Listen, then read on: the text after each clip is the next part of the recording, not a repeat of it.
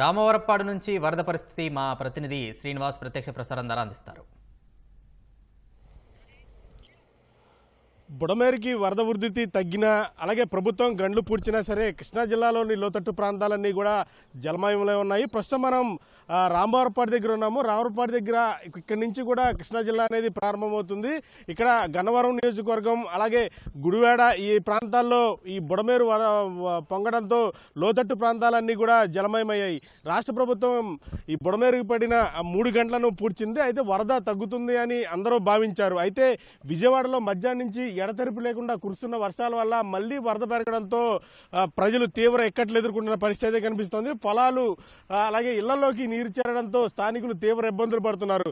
ప్రస్తుతం మనం దృశ్యాల్లో చూసుకున్నట్లయితే అవన్నీ ఇప్పుడు వాటర్తో నిండివన్నీ కూడా పొలాలే. ఇళ్లలోకి నీరు చేరాయి. పొలాల్లోకి నీరు చేరడంతో అటు రైతులు ఇటు స్థానికులు కూడా తీవ్ర ఇబ్బందులు పడుతున్నారు. మరొక వైపు గన్నవరం నియోజకవర్గంలో కేసరపల్లి అలాగే ముస్తాబాద ఈ ప్రాంతాలలో కూడా వరద నీరు చేరింది. మరొక వైపు ఇళ్లలోకి నీరు చేరింది. మరొక వైపు గుడివాడ నియోజకవర్గంలోని నందివాడ మండలంలోని పలు గ్రామాల్లో వరద నీరు ఇళ్లను ముంచెత్తింది. అనేక గ్రామాలకు రాకపోకలు నిలిచిపోయాయి. దీంతో ప్రభుత్వం కూడా సహాయక చర్యలను ముమ్మరం చేసింది. మరొక వైపు ఈ బుడమేరు అనేది బాగా ఉప్పొంగి రావడంతో ఈ కట్టలు తెగిపోయాయి. కట్టలు తెగిపోవడంతో వరద నీరు అనేది వచ్చి పొలాలని అలాగే ఇళ్లను కూడా ముంచెత్తుంది. దీంతో రాష్ట్ర ప్రభుత్వం 3 గంటలను ఈరోజు పూడ్చడం జరిగింది. దీంతో వరద తగ్గుతుంది, తామంతా ఇళ్ళకి వెళ్ళిపోవచ్చు అంటూ కూడా వరద బాధితులు సంతోషం వ్యక్తం చేస్తున్నారు. అయితే అనుకోకుండా విజయవాడలో మధ్యాహ్నం నుంచి వరద పడడంతో మళ్ళీ పొలాల్లోకి అలాగే ఇళ్లలోకి నీరు చేరడంతో స్థానికులు తీవ్ర ఇక్కట్లు ఎదుర్కొంటున్నారు. ఇప్పటికే వేల హెక్టార్లో వరి పంట అనేది దెబ్బతింది. మరొక వైపు లంక గ్రామాల్లో కూడా ఏదైతే వాణిజ్య పంటలు ఉన్నాయో అవన్నీ కూడా దెబ్బతిన్న పరిస్థితి కనిపిస్తోంది. మొత్తం కృష్ణా జిల్లాలోని గన్నవరం నియోజకవర్గం అలాగే గుడివాడ కూడా ఈ బుడమేరు వరదల వల్ల పూర్తిగా దెబ్బతిన్న పరిస్థితి కనిపిస్తోంది. వేలాది మంది నిరాశ్రయులయ్యారు. ఇళ్లలోకి నీరు చేరడంతో వారందరినీ కూడా ప్రభుత్వం ఇప్పటికే సురక్షిత కేంద్రాలకు తరలించింది. పునరావాస కేంద్రాల్లో ఉన్న బాధితులు ఎవరైతే ఉన్నారో వారందరికీ కూడా ప్రభుత్వం భోజన వసతితో పాటు ఇతర సౌకర్యాలను కూడా కల్పిస్తుంది. మరొక వైపు ఈ బుడమేరు అనేది గండి పూడ్చడంతో ఇంక వరద అనేది ఉండదు అని చెప్పి భావిస్తున్నారు. అయితే అనుకోకుండా వర్షాలు మొదలైన సమయంలో వరద అనేది కొంత పెరుగుతున్న నేపథ్యంలో ప్రజలు కూడా కొంత ఆందోళన అయితే వ్యక్తం చేస్తున్న పరిస్థితి కనిపిస్తోంది. ప్రభుత్వం చర్యలు చేపడుతున్నా సరే ఇంకా కృష్ణా జిల్లాను మాత్రం ఇంకా ముంపు అనేది వీడలేదని చెప్పొచ్చు.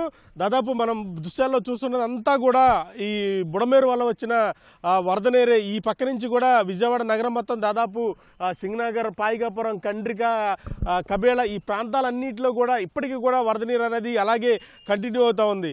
బుడమేరు గండి పూడ్చినా సరే ఆ వరద నీరు అంతా కొంత దిగువకు వెళుతున్నా సరే ఈ వరద నీరు తగ్గకపోవడంతో ప్రజలు కూడా తీవ్ర ఇక్కట్లు ఎదుర్కొంటున్న పరిస్థితి కనిపిస్తుంది. దాదాపు వేల హెక్టార్లో పంట అనేది దెబ్బతిన్న పరిస్థితి కనిపిస్తుంది. పంట పొలాలు మొత్తం వరద నీటిలో నిండిపోవడంతో రైతులు కూడా తీవ్ర ఇబ్బందులు పడుతున్న పరిస్థితి కనిపిస్తుంది. మరొక వైపు ఇళ్లలోకి నీరు చేరడంతో స్థానికులు తీవ్ర ఇక్కట్లు పడుతున్నారు. అయితే ఈ బుడమేరు గండిపోర్చడం వల్ల దిగువ ప్రాంతాలకు వెళుతున్న వరద నీరు అనేది వెళ్ళిపోతుంది. అయితే ఇక్కడ విజయవాడ నగరం అలాగే గన్నవరం ఏదైతే గుడివాడ నియోజకవర్గాల్లో వరద నీరు అనేది చేరుతుందో అది కొల్లేరుకు వెళ్ళేపటికి కొంత సమయం పట్టే అవకాశం ఉంది. ఎందుకంటే మధ్యాహ్నంలో సమయంలో గండి అనేది పూడ్చడం జరిగింది. కిందకు వరద నీరు వెళ్ళాలంటే మరొక రోజున్నర పట్టే అవకాశం ఉంది. మరొక వైపు వరద తగ్గుతుంది అని సంతోషించలేపే విజయవాడలో మధ్యాహ్నం నుంచి కూడా ఎడతెరిపి లేకుండా వర్షం పడుతున్న నేపథ్యంలో వరద అనేది కొంత పెరిగిందని చెప్పొచ్చు. అయితే ప్రభుత్వం వరద బాధితులకు ఇబ్బంది లేకుండా పటిష్ట చర్యలు అయితే చేపడుతుంది. వరద పెరిగినప్పటికీ కూడా ప్రజలెవరూ ఆందోళన చెందొద్దు అంటూ కూడా ప్రభుత్వం చెబుతోంది. ఇది కూడా తాజా పరిస్థితి. కెమెరామెన్ కోటితో శ్రీనివాస్, ఈటీవీ న్యూస్, విజయవాడ.